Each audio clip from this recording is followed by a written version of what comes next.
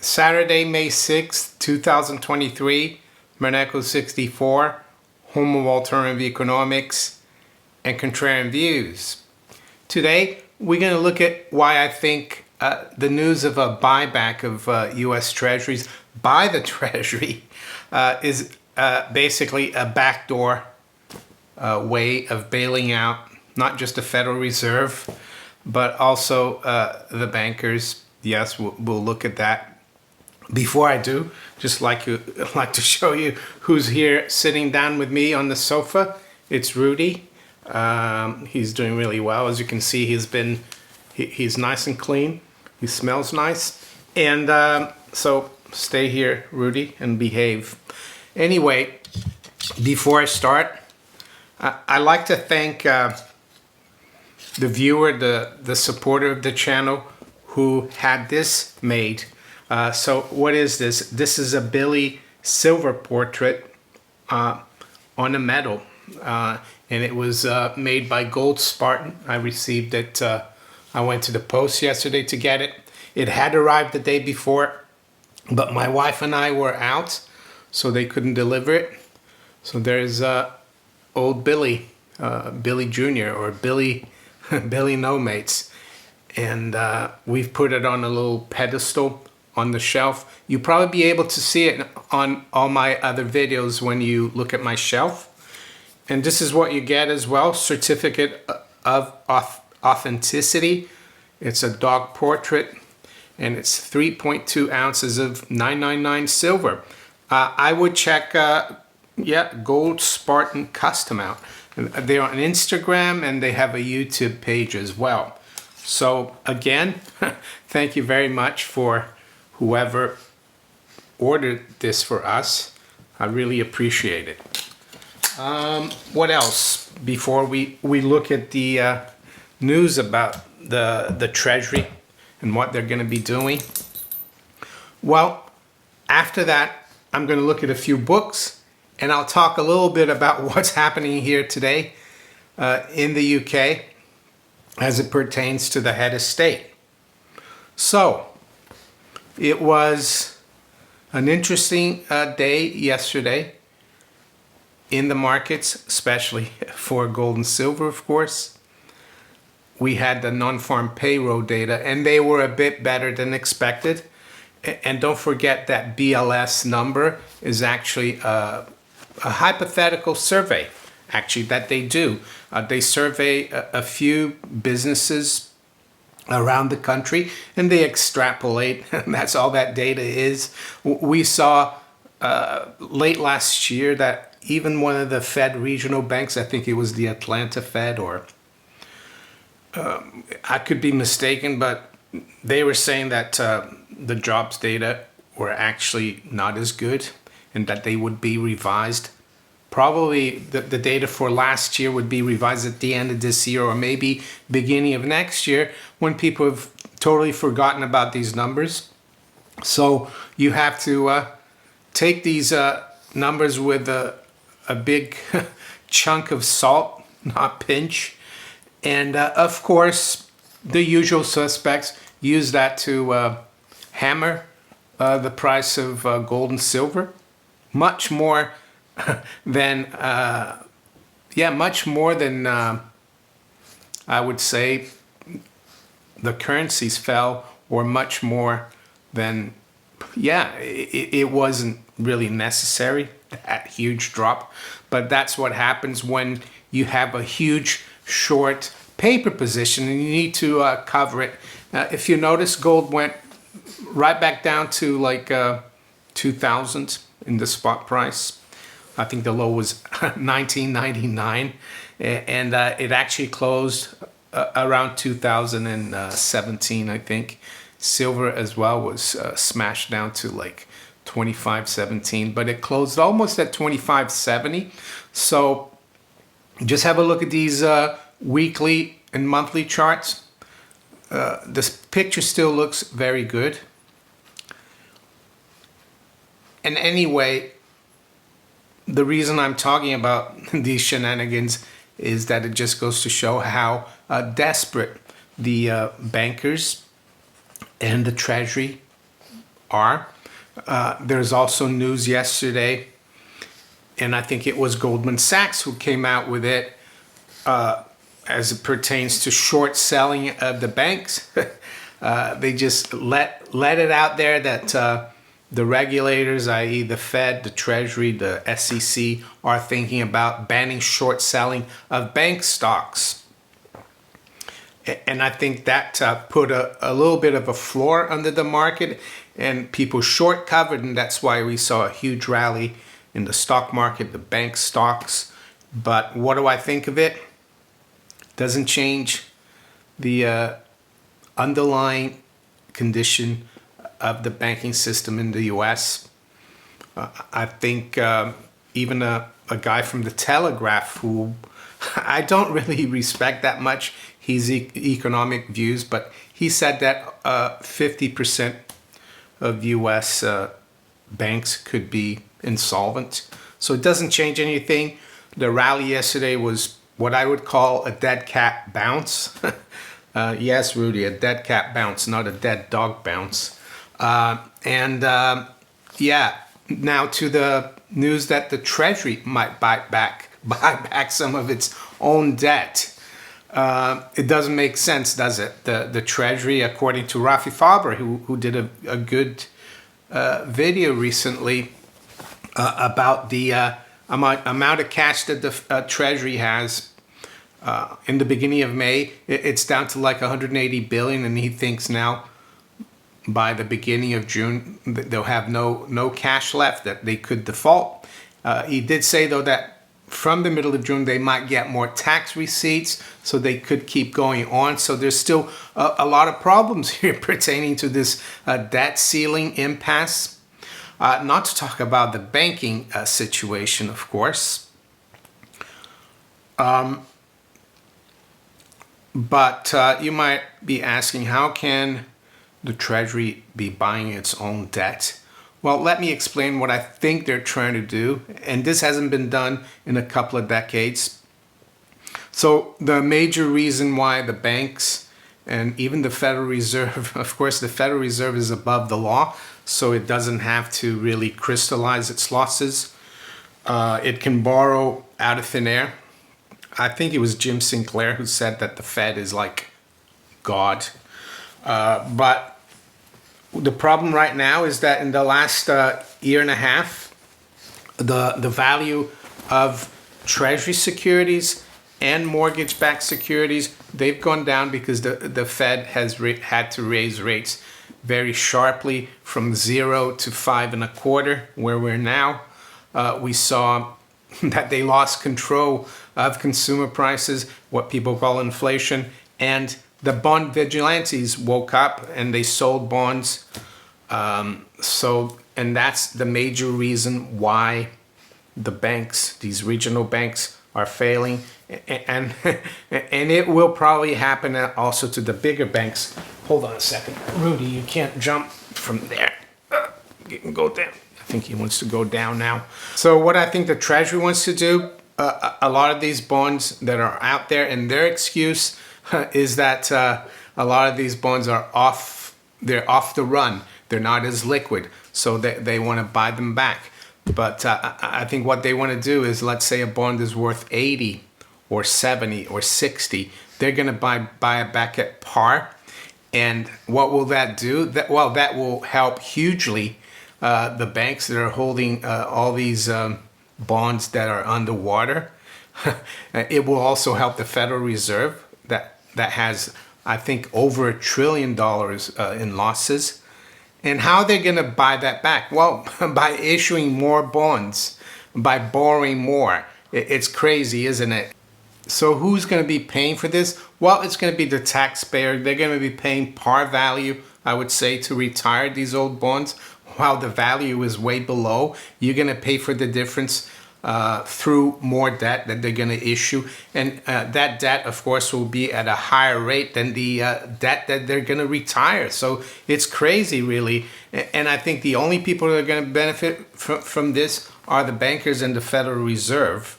If you think it's something different, let me know below in the comment section. So I had to let Rudy go out in the garden. He wanted to go out. He was getting a little bit restless. So yeah, that's what's happening.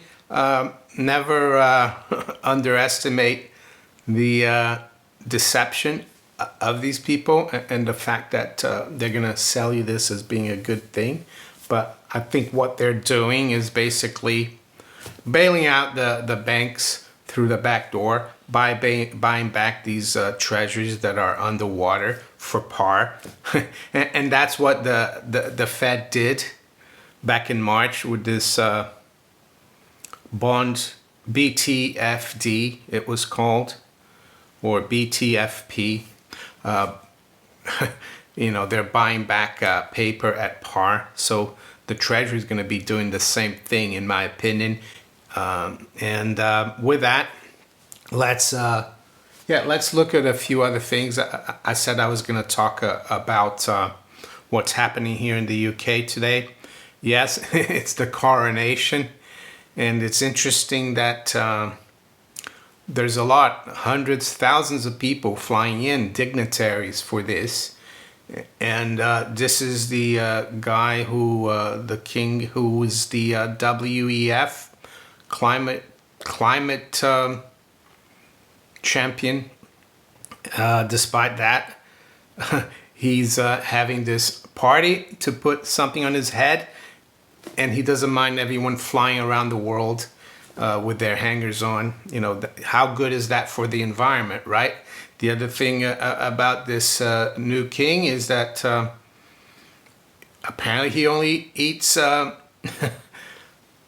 organic food from his farm, a farm where he doesn't pay any taxes. Doesn't have to do his accounts, but he's just signed a new bill, I think on the 23rd of March or April, if I'm not mistaken. And it's basically to make a lot of our food GMO foods. So yes, he's signed that into law. It's not for him though, of course, or his family. But anyway, what do I think about what's going on in the world in terms of people waking up to these people in charge? Well, I started reading this book again yesterday, The World Order, Our Secret Rulers by Eustace Mullins. And I was going through actually the preface to the second edition. And Eustace Mullins talks about the bal masqué. What's a bal masqué? That's French, of course. It's the masked ball. And that was a tradition in Europe with the aristocracy and the royals in the 1800s. Or even, I think, in Venice. That's where it originated, the masked ball. And what's the masked ball all about? Well, it's a way of hiding behind a mask. And they had these balls, and if you were part of the elite, you were invited.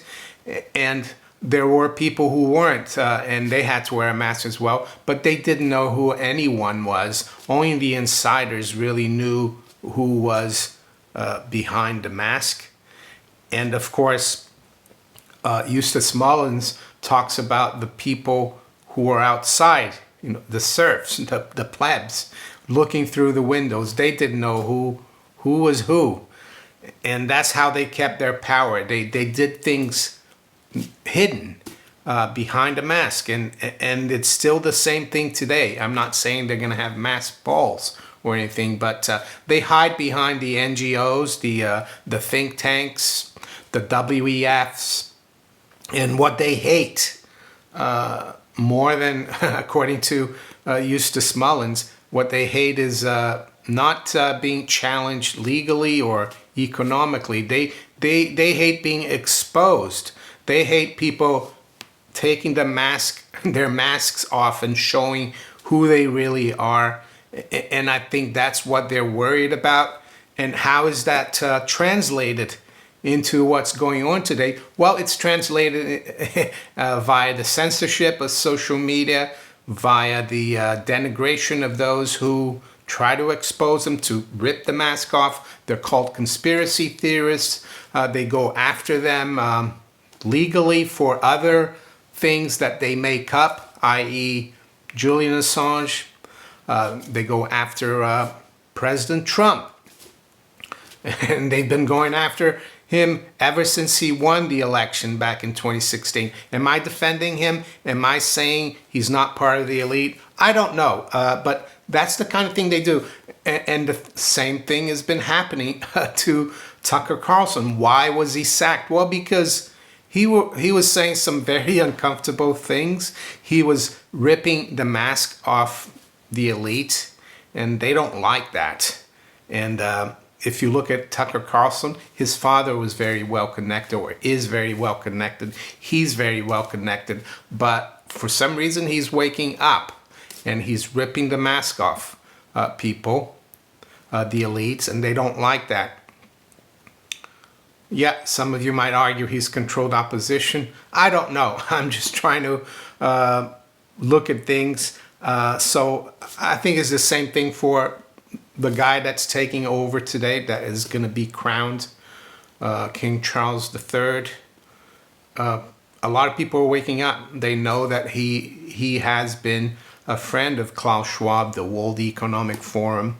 And yes, so that's how I see it. Yes, there is a bank holiday, another holiday on Monday, as if people needed more time to celebrate this crowning today, tomorrow, and Monday. But maybe the powers that be, the masked ones, realize that they've gone over the top and they need to placate the masses a little bit, so they've given them a bit of time off. So yeah, I recommend this book if you can get it. He also wrote about the secrets of the Federal Reserve. I think he was the original guy who exposed the Federal Reserve. Yes, The Creature from Jekyll Island is a good book, but he was the original guy. And the guy who got him to look into the Federal Reserve was Ezra Pound, who's a very interesting character. What else did I want to talk about today? Well, another two books that I think I've recommended before in the past, but as we get new subscribers, new viewers, these are two books that are not hard to read, and you don't need to be a PhD economist, but I think they will really help you understand what's going on in terms of the monetary system and the political system. So the first one is What Has Government Done to Our Money? The Case for 100% Gold Dollar by Murray Rothbard. I highly recommend this book. You can get a free PDF, or you can buy it from the Mises Institute or wherever they sell it. And this book goes through the origins of money and how it all started. It will help you understand what money is. And I won't go through it. I'll let you do it. The other one is more of a political treatise, I would say, and it's The Law by Frederick Bastiat. So what's this? And this is really a great little, it's like a pamphlet. The Classic Blueprint for a Just Society, Frederick Bastiat. So it says here, statesman, essayist, and economist Frederick Bastiat was a renowned champion of individual freedom and the law. First published in 1850 is Bastiat's most famous enduring work. The Law has been acclaimed for more than a century as the classic moral defense of liberty and limited government. Here is a timeless message of immutable principle, in the immortal words of one of history's most courageous thinkers and brilliant writers. So basically he's saying that and back in 1850, I think they'd had these revolutions in Europe in 1848. Europe was going very socialist, and he was trying to tell people that government is there to protect the individual and the individual's property, and socialism and big government actually do the opposite, and that yeah, he calls it legal plunder, so I highly recommend that. I think you'll find that a free PDF as well, and you can buy it as well wherever you want. Just look around. It's easy these days to find stuff online. This, of course, I bought this from Peter Morris, Coins and Metals in Bromley. He sells old, old collectible things. And this is a poster from the early 1900s in the UK from a real conservative campaign against socialism. So socialism throttling the country. And unfortunately, both sides of the political spectrum now are socialists. So it doesn't matter who you vote for. And yes, yesterday there were local elections here in the UK. I don't think where I live we had one. But it looks like Labour did well and the Conservatives didn't. But the thing that I've learned in the last 30 years about politics is that it doesn't matter who's in power. They keep changing, and the public never gets ahead. They're always trying to control you. They're always trying to create crises. And that's why I've told my viewers for the last 7 years plus that you need to try to be self-reliant, independent, have sound money, and protect yourself and your family first. And then you can try to help others too. And and that's where we are. And just one last thing for my viewers everywhere around the world, and I'm going to use a banknote from the UK. If you want to easily explain to people the fragility and the fraudulent nature of our monetary system and why they need to be careful where they leave their savings, do this experiment. Take a banknote, and if you're talking to someone, I don't know, at a party or a barbecue or whatever, or at a coronation party today or tomorrow or Monday, just tell them to read what's written here, but underneath where it says Bank of England. And I'll read it for you. It says, "I promise to pay the bearer on demand the sum of £5. So this is the Bank of England promising it, the cashier of the Bank of England. So he hasn't paid you yet. So ask your friend or anyone you're talking to, how can I pay you if the Bank of England hasn't paid me? How is this payment? And that might wake them up a little bit about the system. I try to do that a lot. For example, when I go shopping and I use cash, I think yesterday or the day before, I used a £50 note. And £50 notes here in the UK are not common at all, but I like taking out quite a bit of cash from my bank, and they do give out £50 notes, the ATM. And the guy at the till made me wait because he had to check the £50 note to see if it was good. You give a £50 note here, people go, whoa. And then he came back and said, oh, it's good. I said, well, not really. They're all worthless. They're empty promises. And he looked at me and he thought, yeah, you're right. And just before I finish, some of you have asked me about Mike from Rethinking the Dollar, if everything's all right with him and our Mike and Mario show. Yes, it is. Just that last week I was busy with a lot of things last Friday, so I didn't have time to do the Mike and Mario show. And this Friday, yesterday, he was very busy. So we will be back probably, hopefully next week, middle of May, the Mike and Mario show. So that's not over. And I will be talking to you tomorrow during the live stream tomorrow night, Sunday night. And wish you all a very good weekend. Take care. Bye.